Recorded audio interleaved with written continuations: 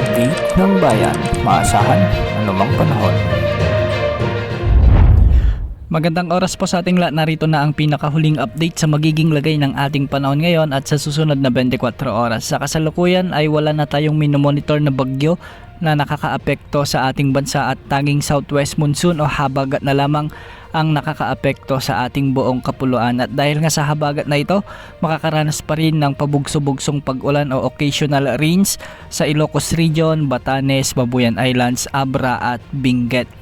Ang mga lugar na ito ay pinag-iingat natin sa banta ng mga pagbaha at pagguho ng lupa kung may mga katamtaman at malalakas na pag-ulan. Samantala, dahil pa rin sa habagat, magiging maulap naman ang mga papawirin na may mga kalat-kalat na pag-ulan at thunderstorms sa buong Metro Manila, Central Luzon, ang lalalabing bahagi ng Cordillera Administrative Region, ang nalalabing bahagi ng Cagayan Valley kasama na ang Rizal Province. Kaya posible rin ang banta ng mga pagbaha at pagguho ng lupa kung may mga katamtaman at minsan ay malalakas na pag-ulan.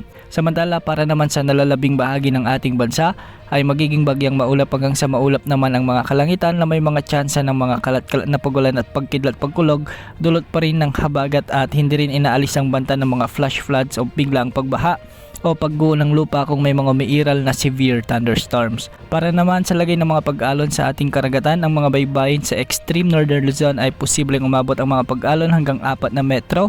Para naman sa kanlurang baybayin sakop ng Luzon ay posible ang mga pag-alon hanggang 3.4 meters at sa nalalabing baybayin ng bansa ay posible ang mga pag-alon hanggang 2.1 meters. Sa susunod na 3 hanggang 5 araw ay wala pa rin tayong namomonitor na nagbabantang bagong bagyo o LPA na posibleng makaapekto o pumasok sa ating area of responsibility, kaya magiging dominanting weather system pa rin ang habagat. Ngunit pagsapit ng weekend ay unti-unti na ring hihina ang pag-iral ng southwest monsoon, kaya mababawasan na rin ang mga pag-ulan sa malaking bahagi ng ating bansa.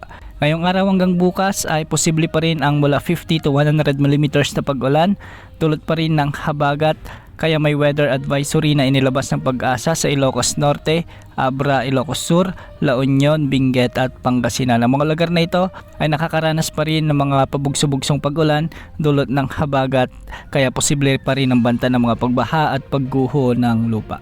Yan muna ang latest sa lagay ng ating panahon. Ito po ang weather update ng bayan, maasahan anumang panahon.